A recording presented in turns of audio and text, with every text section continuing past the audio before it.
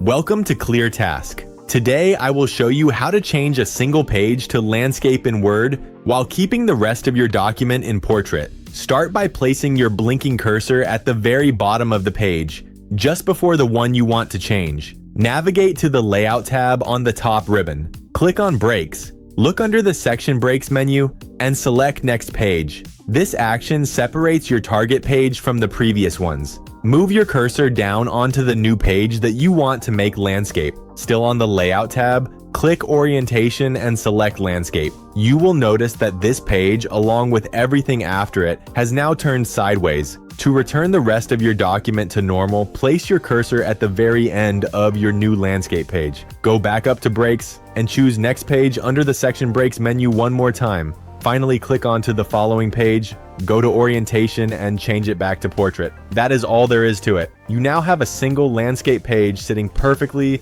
between your standard portrait pages. Thanks for watching. ClearTask. Subscribe for more tutorials.